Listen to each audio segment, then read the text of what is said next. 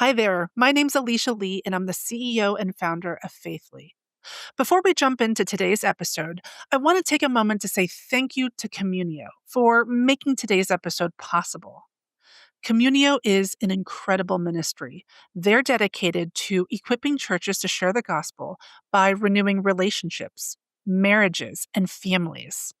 If you're a church leader looking to strengthen relationships in your church and in your community, then I really encourage you to visit communio.org/faithly, where you'll find exclusive resources on how to bring Communio to your church today. Now, let's get started with today's episode of Faithly Stories. I always thought I'd go back. It was just 1 year. I told my parents I was going to go back and I was going to be a business person and go, I didn't never envision myself in ministry at all. And I remember feeling like that, God, I feel called to this, but like, what does that look like? And working through that actually with the director of the school. And then I did my undergrad in religious education and counseling, psychology, thinking I would be a therapist, actually. God had an interesting way of changing that one. Welcome to Faithly Stories, the podcast that brings you inspiring tales from conversations with church leaders as they navigate the peaks and valleys of their faith journeys through their ministry work and everyday life. Join us as we delve into their challenges, moments of encouragement, and answered prayers. The Faithly Stories podcast is brought to you by Faithly, an online community committed to empowering church leaders, pastors, staff, and volunteers. Learn more at faithly.co. Get ready to be uplifted and inspired as we unveil the heart of faith through stories from the front lines of ministry on the Faithly Stories podcast. Daria Nardozza, welcome to Faithly Stories. Yeah, great. So great to be here and so great to be in New York and be with you in real life finally. Yes. There is something about real life still that makes a difference. Oh, yeah. So it's great to have you. You are the co-founder of City Leaders Collective, which you co-founded about 1.5 years ago. But in a lot of ways, you've been building towards this for over 2 decades. Yeah. So maybe we could start from the beginning. We Yeah. can start with your personal journey and how that sparked this passion for community and leadership and transforming cities. Yeah. So I was born and raised in Montreal, Quebec, Canada. My parents, my mom was from Toronto, met my dad, who was a Ukrainian immigrant to Montreal. His parents immigrated. And my mom was from a Christian family, but very conservative Christian family. And her father actually really struggled with post-war mental illness, and it was just a really not healthy home. And she escaped Toronto to pursue my dad in Montreal, and they then had 4 kids. I'm number 2. But my dad also, like many people coming from Ukraine, his father, and actually 5 generations back, we discovered, struggled with anxiety, depression, and alcoholism. And so grew up in a very hard family, abusive, a lot of addiction, a lot of food insecurity. Actually, on the outside, we looked like we kind of had it all together, but on the inside, it was a tough place to be. But when I was around between 10 and 12, my parents separated, which I actually think was a really good thing for our family. And then got divorced. And in those years, my mom shipped us to my grandparents' house in the Muskokas, and we went to Bible camp. And that's really where my siblings and I first learned about God and faith. And but then we go back home to Montreal, and it was just sort of this like hard setting again. And then go back and see my grandparents, which was about 6 hours away. And so my grandmother really had a big influence on my faith journey. But it was really only when I was 16, I think, that I was like struggling as a teenage girl, like a fatherless, many of the struggles fatherless teenage girls have, and started clubbing when I was about 13, and kind of just got into the wrong scene as a teenager. And when I was 16, kind of realized there's got to be more to life than this. And I think God was just pursuing me. And I went to work at a Christian camp, and it was really, actually that summer, I still made some bad choices. But it was at the end of that summer that I was like, if I'm doing this, I'm doing it. Mm. And that was in September of 99 that I started to follow Jesus. And it was a pretty huge 180 in my life. Um, and it was a bit of a shocker to my family. When I was 17, I went away to Bible school just to try to figure out who God was. And yeah, my parents really did not want me to do that. So I saved all my money and did it on my own. And that experience at Bible college, I went to a really small outdoor extreme sport Bible school with only 40 students, and those couple years really shaped my faith. Learned to pray, learned who Jesus was. I actually showed up in Bible school not knowing the difference between the Old and the New Testament, or, you know, teachers would say, "Y'all know the story of Jonah." And I'd say, "No, I don't know the story of Jonah. Could you teach me?" So yeah, I really felt like I showed up knowing nothing, but so eager to figure out who God was. And yeah, so that was sort of my early faith journey. Wow. What a journey and all of that in the first 17 years. Mhm. So we are about 70 episodes into this podcast. Mhm. We interview all kinds of ministry leaders and we hear about their faith journeys and their call to ministry. And one of the themes that has emerged, it's not everybody's story, but you'd be Mhm. astounded. I've been astounded how many people's stories have been stories of fatherlessness Mhm. and how the Lord has redeemed that and has Mhm. called those into ministry. Mhm. It's been a really powerful theme to observe. Mhm. Um, I'm curious at this Bible school with extreme sports, how did Mhm. that fit into the picture? How did that fit into the education? Yeah, I know. So we do like 1 week of ice climbing, and then like 1 week of New Testament survey. And then we'd have some reading weeks, and it was all modularly done, and they'd bring in professors to teach like the 1 week modular course. But then we all lived together in community as well on a beautiful lake. Wow. So yeah, it was a great experience. Mhm. So was it there that you felt this call into ministry? Yeah, it was probably my second year there that I was, like, struggling with it, 'cause I always thought I'd go back. It was just 1 year. I told my parents I was gonna go back and I was gonna be a business person and I didn't never envision myself in ministry at all, and I remember feeling like that, "God, I feel called to this, but, like, what does that look like?" And, working through that actually with the director of the school. And then actually I had it I did my undergrad in, religious education and counseling, Mm. psychology, thinking I would be a therapist, actually. And then, yeah, God had an interesting way of changing that one. But actually, when I was doing my graduate work, I had a hard church experience, and I kinda left the church that I was, at, and I was working at a supper club, and I had this vision of, making money in the supper because you make pretty good money working in a supper club downtown Montreal, and then, like, working with, sex workers by day and, like, building those relationships. And one day I was serving in the supper club, and there was actually an Italian baptism there, and the priest got up to like give the blessing, and I don't hear God's voice every day in my life. I've heard it a few times, but one of the times I heard God's voice so clearly to me was Him saying to me in that moment, "I want you to represent the church the way this priest represents the church to these people." Wow. And I was very confused by that because I was like, first of all, I'm not Catholic. Second of all, I can't be a priest. Third of all, can women even lead in the church? And what does that look like? But I also felt like God has really called me to be the voice of the church in Quebec and in the work I do. Quebec's a very there's not many Christians in Quebec, and um, yeah, that was sort of my call back to church ministry. Wow. Mhm. When I look at your path and I look at all the things that you've done, to Mhm. me, it's so clear that you're in ministry and that you Mhm. have been working to this place of calling church leaders and city leaders together. But Mhm. have you ever worked in a church?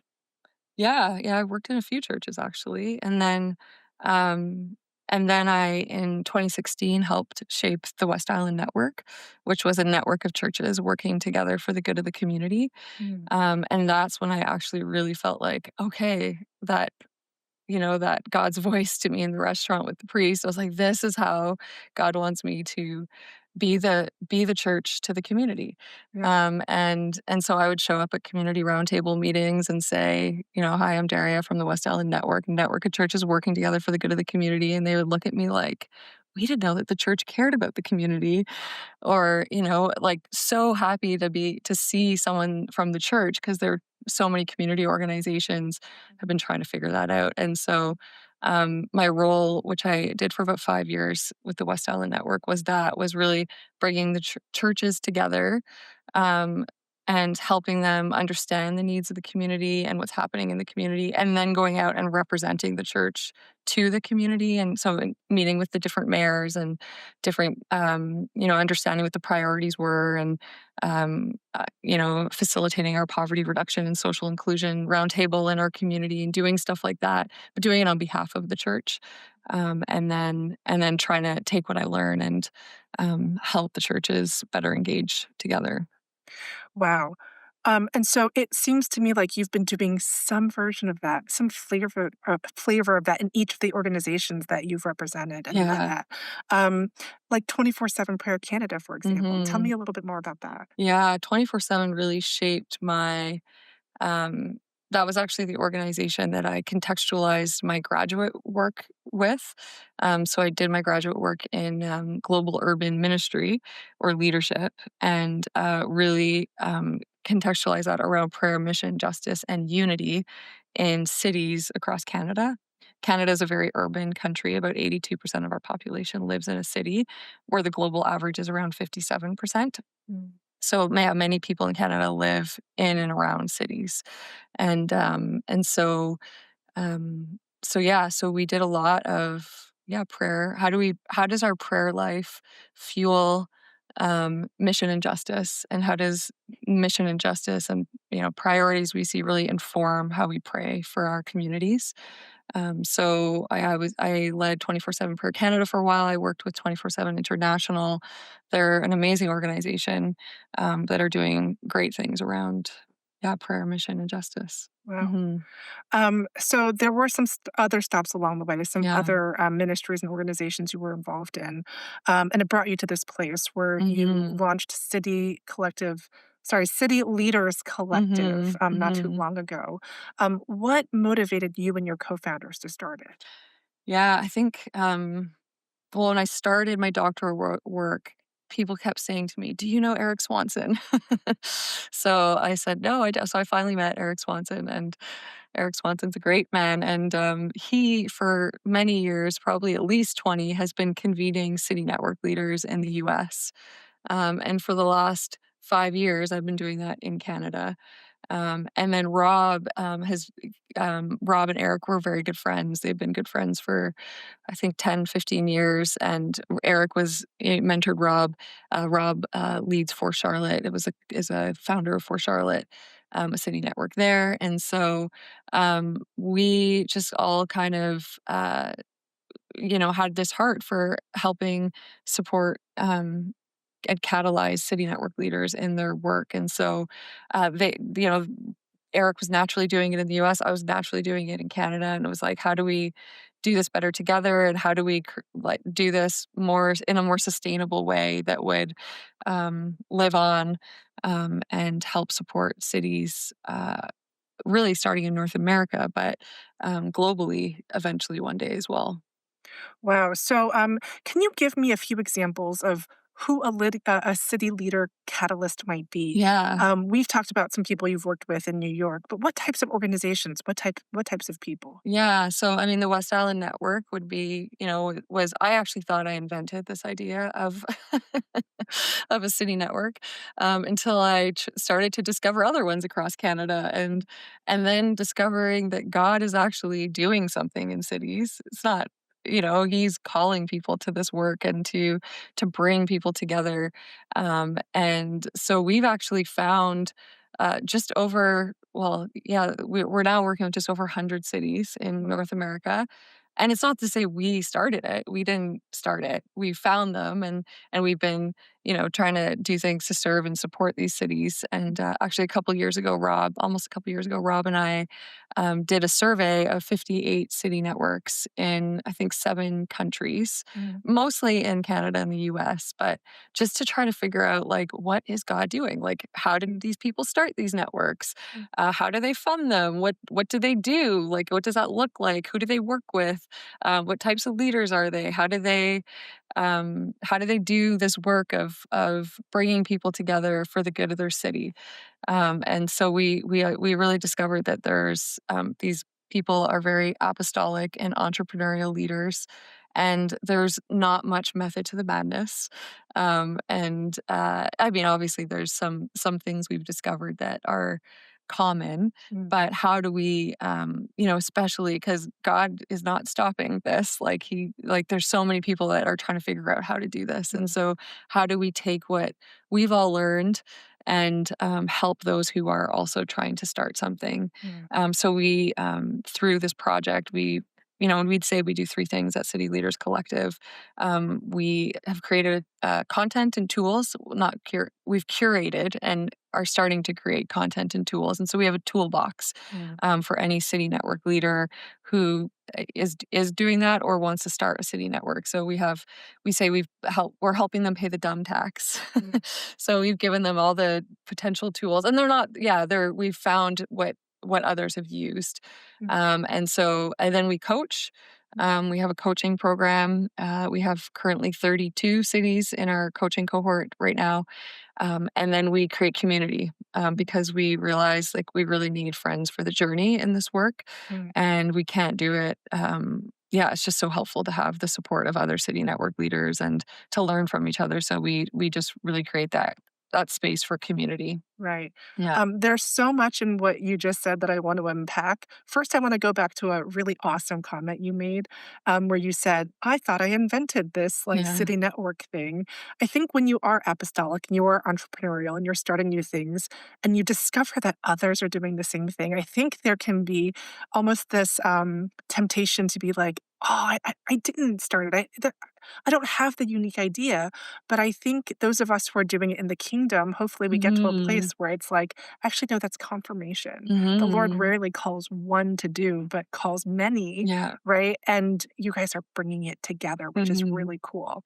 Trying to, yeah, Yeah. yeah, and try to learn, like. But that's the other cool thing about what you said you guys are doing, which is you're learning from the networks that you've Mhm. found and that Mhm. you've connected into, and hopefully that learning can then be pushed back out, Mhm. right, to Yeah, all the leaders that you're working with. yeah. Give me a few examples of the cities that you're currently working with. Oh, yeah, I mean, there's about 20 in Canada, 60 in the US. So, there's a lot all the way from New York to the Bay Areas to California to, Orange County, so all down the West Coast, East Coast, like, right, Florida, And Columbus, is it yeah. you saying, "We wanna be in the biggest cities," or is it like, "Here's who we happen to know people, here's who's coming to us?" Oh, yeah, no, we're not trying to be anywhere, we're Yeah. just existing, and people find us, Yeah, and it's really friends, like, yeah, these are people we've been journeying with, and it's all started I mean, especially for me in Canada, it's like, "Oh, this I just found a network, I've reached out to them, 'Hey, I'm trying to do this, like, let's learn from each other,'" and right. that's really how it's all started, and Eric very, very catalytically in the US, Mm, has been just convening these people, so they know each other, a lot of mhm, them, yeah, and then when they show up for the first time, they just feel like, "Oh, these are my people. Like this is like my my tribe, my who I can learn from and grow with." And so yeah, many cities. And we talk about one of our core values being a platformed ecosystem. mm, And so when we get together or even when we do our monthly Zoom calls, we're all learning, we're all serving, we're all teaching, we're all we want to be it's not about me or Rob or Eric being the great leader and teaching everyone. mm, It's we really learn from everybody, yeah. and we're here. I'm here to learn as well and grow. That's really cool. So tell me a little bit more about the coaching. that you offer Mhm. to folks in your collective. What is it?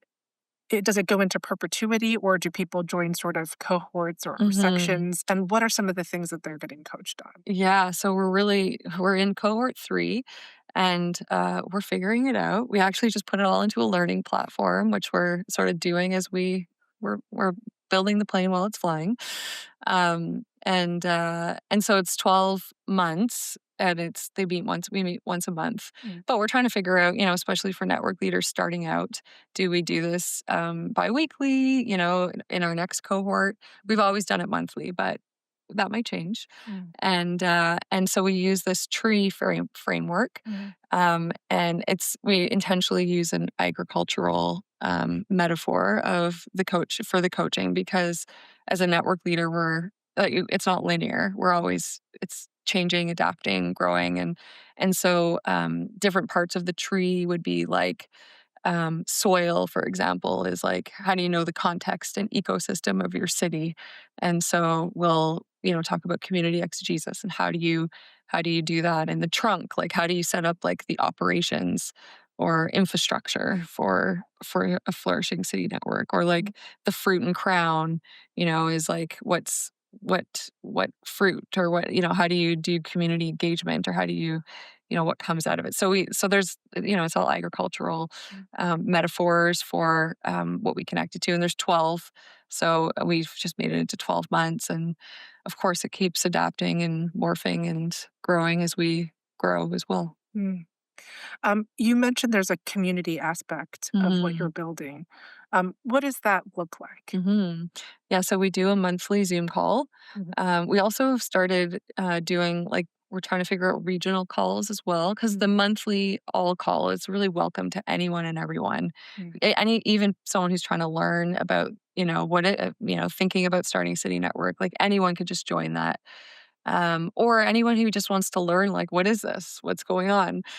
Really, anyone's welcome to join. And it's a bit content heavy. mm, So we also want to create more regional space for relationships. So in Canada, I also host a colleges for Canadian, and it's just city network leaders, and we really just talk about the deeper stuff and pray for each other. mm, So very relationally focused. And then we meet together at least once a year.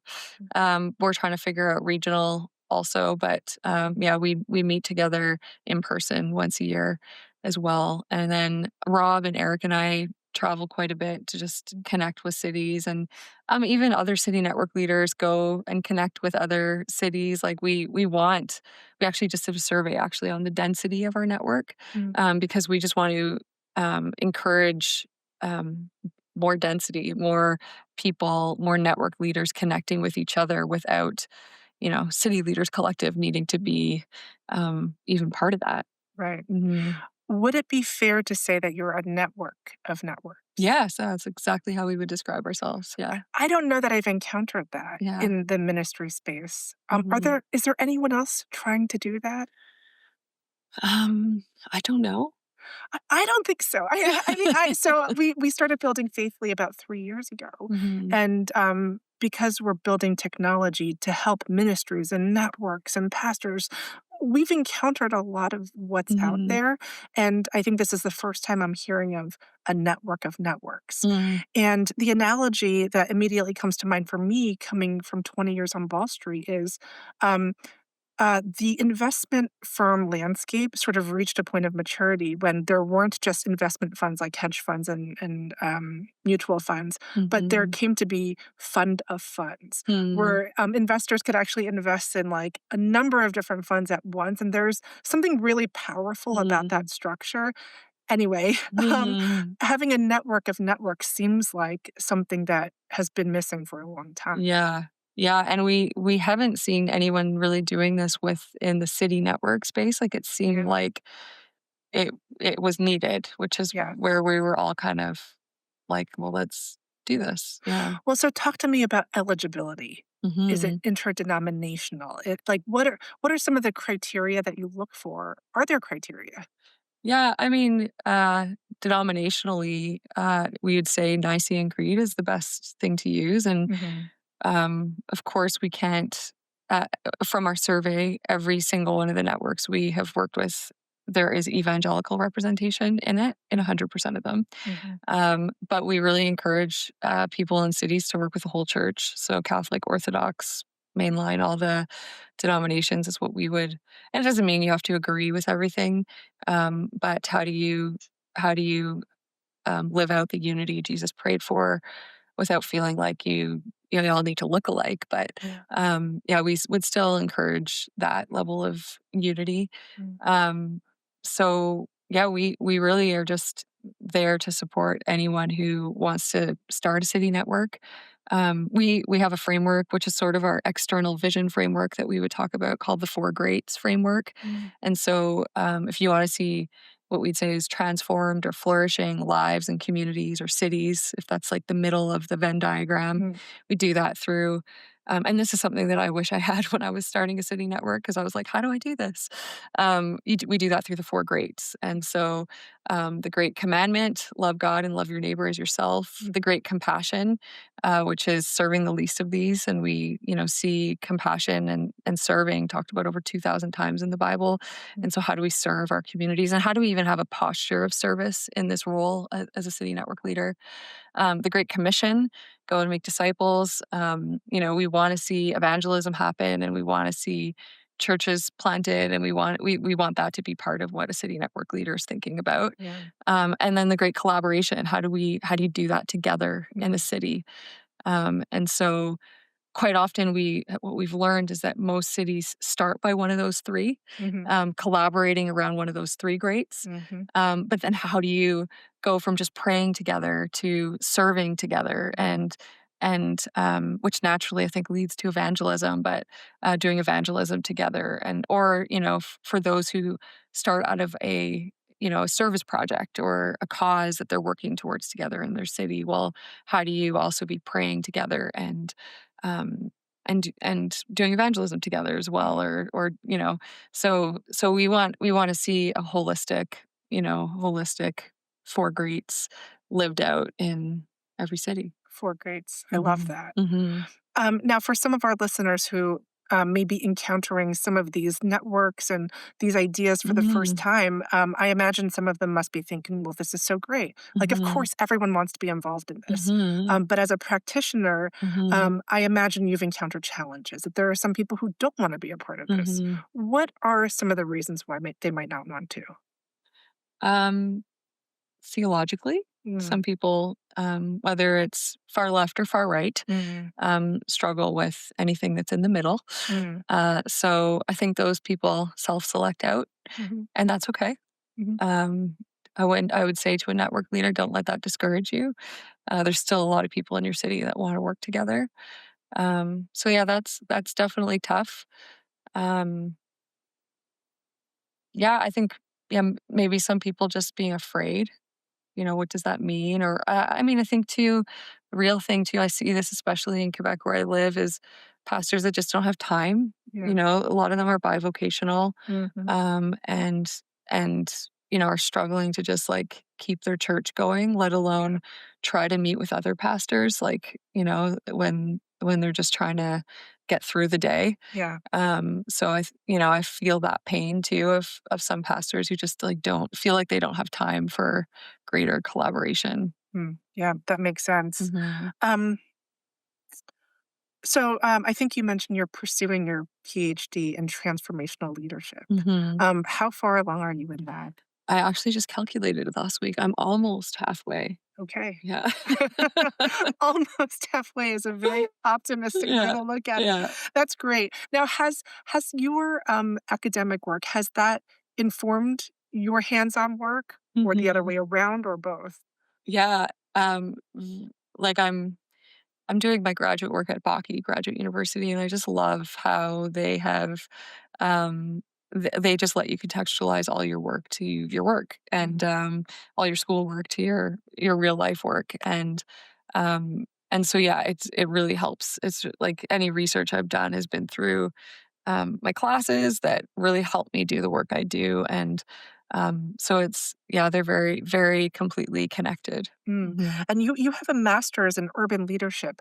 How Mhm. does it work in graduate programs? Do you already know when you're doing your master's that you're going to be pursuing your PhD later, or do you take it step by step? No, yeah, I finished my graduate work in 2010 Okay. and had no plans of going back. I thought I was done until I had a dream where God was like, "No, you should do your doctoral work." Yeah, I really I'm did so not. glad God didn't give me that dream. Yeah, well, he might still. Yeah, I really did not plan to go back. Wow. But I mean, I always thought maybe one day, Mm, when my son was a bit older, and then my son got a bit older, and I was like, "Nope, I'm good." yeah. But then, yeah, I just had this really profound dream that I woke up at 3 in the morning and wrote it down, and I was like, and I started praying through it, and I just felt like it was something I needed to do. So I'm really not in a rush to do it. It's Mm, very, okay, God, I'm doing this in obedience. yeah. And and yeah, it's been really great though. Yeah. So almost halfway through, does that mean that you've started to think about your dissertation, or is that somewhere down the line still? I've thought about it. Yeah. I still don't know what exactly it will be, but I have a few thoughts on it. Okay, I Mhm. can't wait to find out. Yeah. Well, so speaking of your son, you're married. You're actually here in the city this week with your husband. Mhm. You have a son. Um, Mhm. do you have any practical tips for others who may be on a similar journey to you, where Mhm.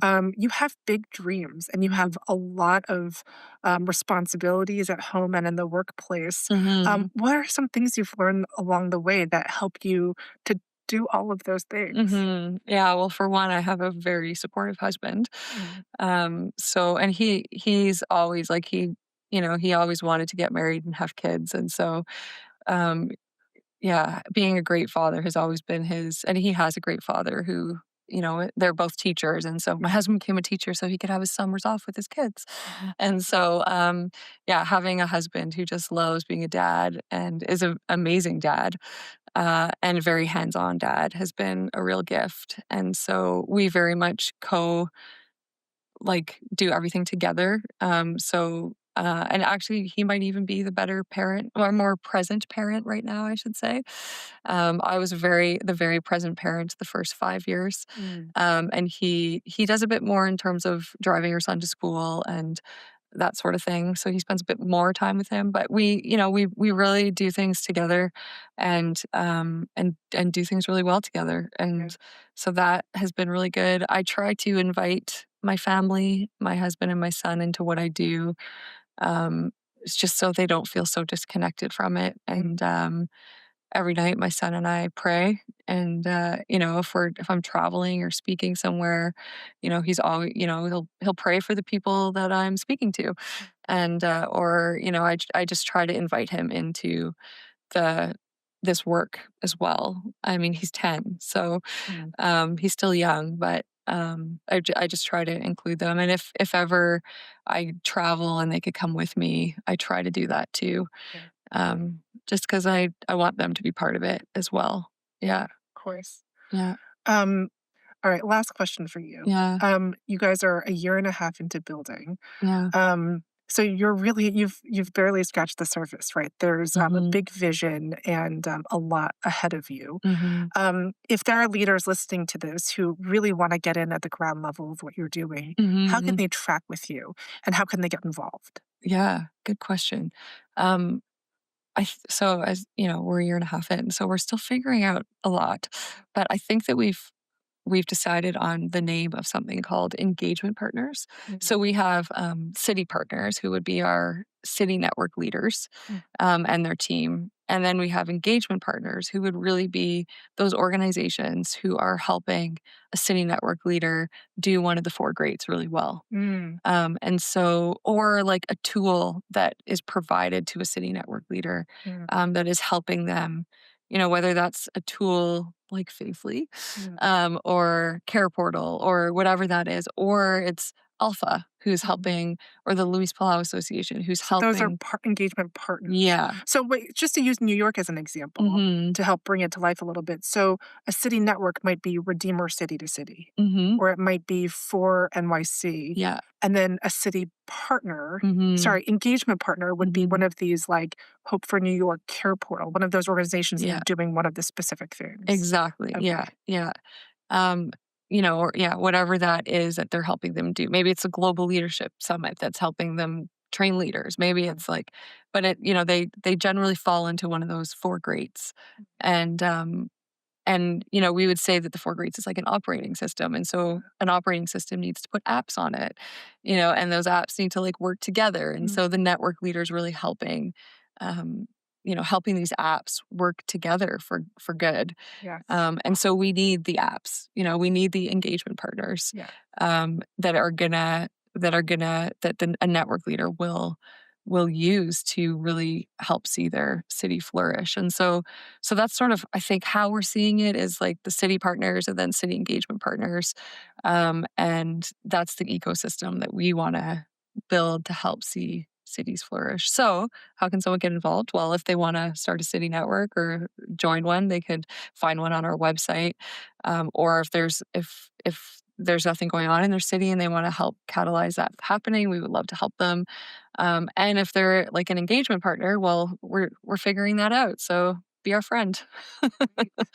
Well, that's super exciting. Thank you so much, Daria. This has been a really interesting conversation. I love what you're doing and can't wait to continue to follow along. Yeah, yeah. Thanks, and thanks for all that you're doing to bring people together as well. It's important. We need tools and technology to help advance this as well. Thank you. Yes. Thank you for tuning in to the Faithly Stories podcast. We pray this episode gave you the encouragement you needed to continue on your journey.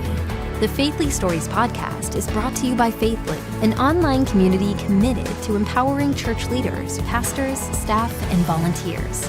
The Faithly digital platform offers innovative and practical tools and resources to enhance connection, foster collaboration, and promote growth within the church and ministry space. Remember to subscribe, rate, and review our podcast to help reach more listeners like you. Stay tuned for more uplifting tales from the front lines of ministry on the Faithly podcast. Stay bold, stay faithful, and never underestimate the power of your own story.